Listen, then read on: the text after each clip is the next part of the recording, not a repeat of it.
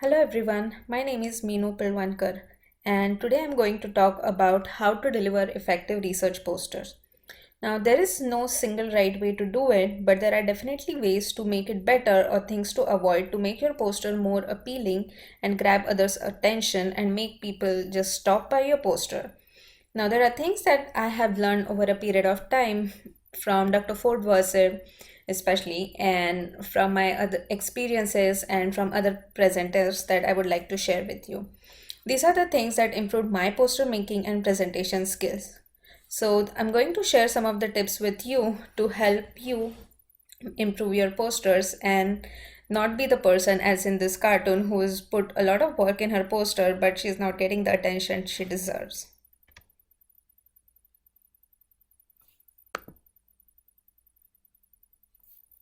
Sorry, the slide is not changing. Okay. So posters are different than presentations and there are pros and cons to it. So the pros for doing a poster presentation is you have one single canvas instead of multiple slides that you have during your presentation. So the advantage you have is that you have everything on a single canvas and your audience can see your introduction, your methods, your results, your conclusion, everything, instead of in presentations where you have to kind of go through your slides and your audience have to wait till you get to your results or your conclusions, so they don't know what's coming next. So this is a good way for someone who might not really be interested in your methods but would be more interested in your results or a bigger impact. So this is a good way for conveying and attracting more audience. Also, while doing your poster presentation, sometimes if you have to refer back to something that you've already mentioned, you can just point to something that's already on your poster instead of in presentations where you have to like click multiple times to go back through your slides, which kind of looks unprofessional. So posters are really good for something like that. Now the cons for poster are is the same thing. You have one single canvas.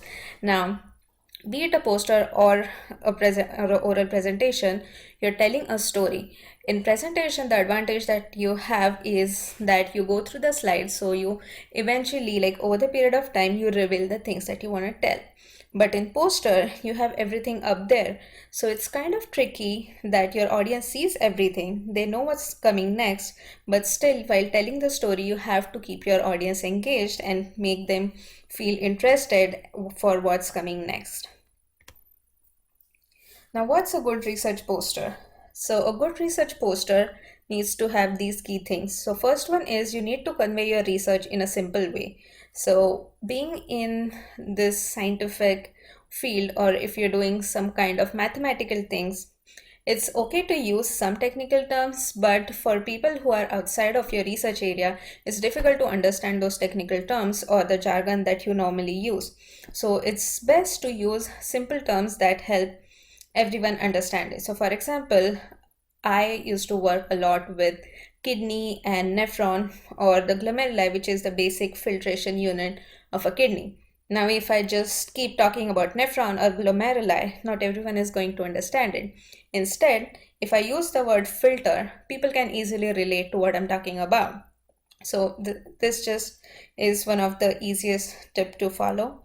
Next is your poster should stand out and grab attention. Now, usually when you're presenting a poster, it's not just your poster hung up there, right? You are usually presenting at a symposium or a conference where there are many other posters around. So for people to just come by or stop by your poster has to have something interesting on there. It should stand out and grab people's attention. So your poster is basically the advertisement of your work. So it's your job to make it more interesting and more appealing for your audience. So where do I begin? Now, usually if you're presenting a poster, you probably would have worked for weeks or months or even years on something on your project or research. Now, you would have done a lot of things over this period of time, but you can't put everything on there. So where should you start? So the first thing is you have to come up with what is the most interesting or important finding of your research. So once you identify that thing, you can build your poster around that. Next thing is, what do you need to effectively share your research visually? So once you know what's the most interesting find, what are the visual graphical things that would help you support the story that you're telling. So it could be some diagram or some bar chart or a pie diagram or any figure of some anything that you're working on. So visual aids that you need. And the last thing is what talk can complement the poster. So once you have the figures or graphics on there, you can't put everything as a text box in there, and you can't write every single thing as a text. In poster, your talk should complement whatever things that you're having on your poster. So it could be a figure or just a bar chart, and then you can explain that chart while you talk or explain your poster. The next most important thing is targeting your audience. So you have to know why your audience should care about your research. So for example, if you're doing some kind of mathematical modeling in something, not everyone would be interested in the mathematical modeling part. But if, for example, it is something like mathematical modeling of kidney disease that impacts diabetes, so there would be a lot of people who would be interested in diabetes. So you should understand how your audience can relate to your work. Your audience should know that your work somehow can impact their life. If they can understand this, they will be more interested in your work. So it's your job to kind of make them feel connected to your work. Next thing is what would catch their eye. As I mentioned earlier, you have to use maybe graphical aid or anything that would help your audience to just stop by or just grab their attention, and then would it be easier for them to understand. So again, as I mentioned earlier, instead of using technical terms, you can keep it simpler so that people not from your research area can also understand, and if they are interested in that topic, they can easily relate and like just understand things by looking at your poster. Next thing is about the content of your poster. So in this cartoon, you can see this person who's presenting a poster. She just has printed out her journal paper, her manuscript, and then pasted each single page of her journal paper on there. There's a lot of text, a lot of information on that single board. So this is not something that you should do.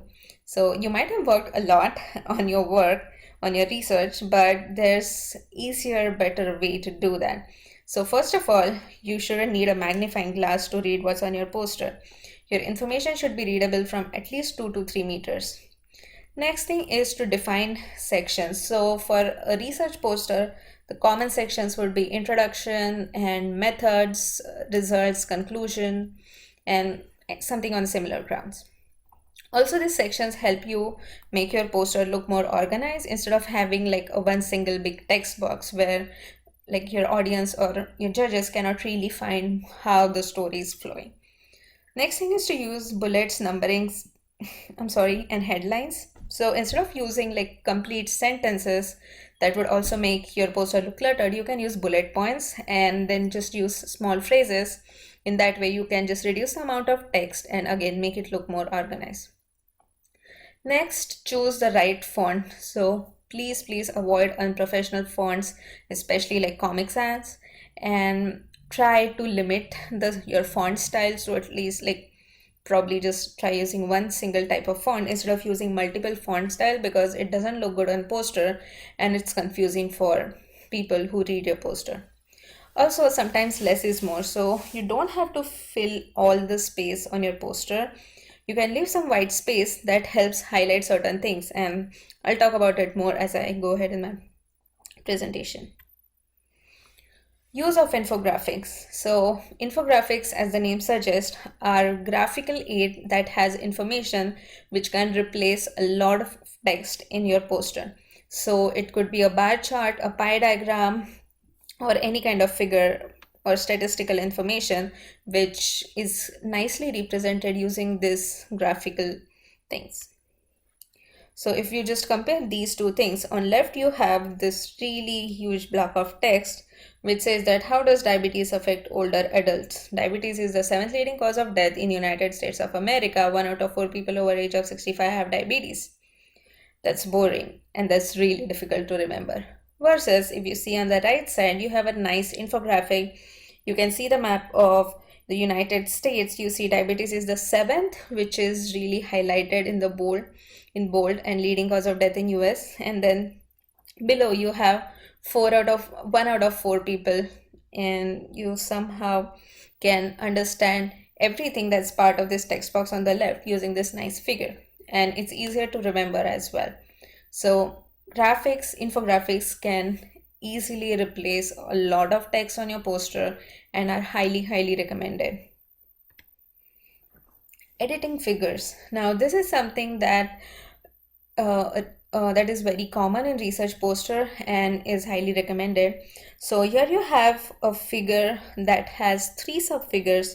First is of the urinary system, then B is of the kidney, and C is of the nephron, which is a functional unit of kidney. And then I have just underlined nephron, which means that I want the reader to focus on the nephron. And then I have cited it saying source from whatever it is from. So I have a lot of information here. First of all, there are 3 subfigures. There's a lot of labeling, and I'm just interested in the nephron, the subfigure C. So what I can do is I just crop this figure, enlarge the part that I'm interested in. So I enlarged the nephron, I edited the caption, and you can see that I also took out some labels that I didn't need in this figure. And in the source, I just changed it to adapted from, because I kind of manipulated the original figure. So now my figure looks much clean. There's no extra information because I'm just interested in nephron. And I've taken out the extra labels by simply adding white text boxes in PowerPoint. So that's really easy and it looks much better. Poster layout. So naturally people tend to read from left to right and top to bottom. Now if you see this poster, it starts from top left corner, you come down from background to present study, then you go up to methods, but after that it's kind of confusing if you go right towards something that says experiment results, or you go down which again says experiment results. Also the font is kind of confusing and you aren't really sure where to go next after the methods. So instead of this, there is a standard poster layout which is very common in the research posters, where you start from top left corner, you come down, and then you go like the poster is divided in multiple sections through columns, and then you follow this trend from top left corner to bottom right corner. This way it's easier for your reader to follow through the story and it's much easier to understand as well. Don't try to squeeze everything on there. So everyone knows probably that you might have put a lot of work on your poster, but it's not a good idea to squeeze everything in there. So if you see on this poster, like it's not really a text, but it represents a lot of text in there, and it is really confusing for your audience to just follow what you're talking about or focus on a single thing. Compared to this is a much organized version where your text is much bigger. You have a lot of white space that helps you kind of focus the attention on the nice figures you have, and it looks much more organized than the left side layout. So try to minimize the text that you have on your poster and try to use a lot of visual aid or infographics that look good and will help you reduce the text. Also try to see that your font size is big enough, and usually I think 24 font size is the minimum that you should have on your poster, because I think anything less than that is not easily visible for a poster. Now some minor details that people tend to skip. So first is use of citation. So if you're using any figure or any kind of statistical information or equations from any source, make sure you cite that. Also, do not forget affiliations or acknowledgements. So for example, if you have fundings from any organizations, your school or any fellowship, make sure you acknowledge them. Relabel your diagrams if needed. As I mentioned earlier, if you are editing the figures, you can just say adapted from this source, and you can add white text boxes to the labels that you don't need. You can enlarge some things. You can actually like add text boxes over the labels and make the font bigger as you want. So anything, it's whatever makes it looks good. So next is do not use unclear graphics. So when you're designing a poster, you might not realize this on your computer screen, but keep this in mind that when you print the poster, it's going to be much more larger than what you see on your computer screen. So make sure that it doesn't get blurred after printing. Last is save your poster. If you're doing it in PowerPoint, save it as a .pdf file before printing. So usually when you change systems, for example, you're designing a poster in Mac and you're printing it from a Windows computer, it usually it just messes up the poster layout. The font size changes, the figures are like just flying around. So to avoid this risk, best way is to save it as a .pdf file. And then be prepared, expect questions. Now, you might have people from different areas of research or like who might have different interests, and they might ask you all sorts of questions, things that you might have thought about, things that you might have worked on, and things that you might that are not even related to what you do, but still like people would ask these questions. So don't be scared of these questions. Like no one expects you to know everything. Just be prepared that you'll get all sorts of questions, and it's okay to say that you don't know this part or you haven't yet worked on it, but it's a good question and then you might look into it later. Or if it is not at all related to your work, you can say it in a polite way that this is not what you're working on and your focus is on the part that you've studied or whatever, and that's completely fine. There's something called elevator speech or blitz session. So this is something that I had to do once, and I was supposed to do a poster session, but before the poster session, I think it was a week full of like different conference sessions, and then I think a day or two before actual poster session, we had to do this blitz session where all the poster presenters had 30 seconds or a minute, I guess, and we had to advertise our poster. So we had to make a non-moving, like no animation, still presentation slide, like a single slide, and we had to talk about our poster, like what we have in our poster. So just 30 seconds to tell your audience what you'll be talking about and why they should stop by your poster, why it is interesting to them, how would that impact them. So this is called blitz session, and it doesn't really happen at all the conferences, but this is just something that you might come across.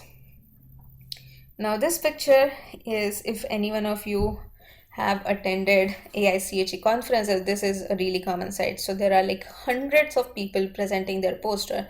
It's really chaotic. There are a lot of people walking around, and you might come across some people who talk like really loud. Like I once had a presenter standing next to me, and that person was like super, super loud. So when I was talking about my poster, when I was presenting, my judges or my audience couldn't even hear me because the person standing next to me was really loud. So don't be that person. Try to control your volume in a way that just the people who are standing next to your poster like are able to listen to you, and like just be mindful of the surrounding you're in. And again, you're not expected to know each and everything. Like everyone knows this and they don't expect you to know everything. So don't freak out. Like it's normal. And last but not the least, while delivering your poster, some things to do. First one is to engage with your viewers. Try to maintain an eye contact. Don't just keep staring at your poster. Like see what your audience or like people standing next to you are interested in. Sometimes people just walk by and they try to read some part of your poster. You can just say hi to them and ask them if they have any questions, or if you see them staring at a certain part of your poster, you can just start explaining that thing. You don't really have to go through every single thing of your poster for every single person. You can ask your audience what they're interested in and just talk about that part. Next is know your viewers' body language. So some people might just be interested, for example, if you're doing mathematical modeling of some biological system. So some person might just be interested in the biological part, and you can understand from what he's staring at or while you're talking what part he's interested in, if he's nodding, if he's smiling. So just kind of try to understand their body language and then emphasize on that part more. Also, another good way to start is when you introduce yourself, you can ask the person you're talking to, what field they are from, and that way you get an idea of what they might be interested in. Next is smile and be confident. Now, I've been there, and like there were times when I used to really be shaky and I'd be freaking out because I was really, really scared of public speaking. But I think with practice and over a period of time, you get used to it, and a nice smile goes a long way. And you just have to be confident, and that's it. Also, wear nice and comfortable outfit. So I once, like, I think it was in my first year at OSU, I was attending a conference, and I thought, okay, I have to dress nicely. So I wore this really like uncomfortable heels, and I had to stand there for 2.5 hours. So yeah, some poster sessions can go really, really long, and that was super uncomfortable. So don't do that. Wear really nice and comfortable clothes because you might have to stand there for a really long time, and no one wants, like, people can easily notice if you're not comfortable, and that doesn't help your poster presentation. For don'ts, well, don't be this person. This person is, so first of all, he has his back towards his audience. Don't do that. He's literally pointing towards every single thing that he has on his poster and reading through it. Don't do that. Your audience can read what's there on your poster. Your talk, as I mentioned at the very beginning, should complement what you have on your poster. And this person is like really freaking out, kind of shaky, so don't do that. Be confident, have a nice smile, and explain what you have on your poster. So that's all I had. So keep calm and good luck with your posters. And if you have any questions, you can just email me, or you have Dr. Ford Wasip to answer any of your doubts. Thank you.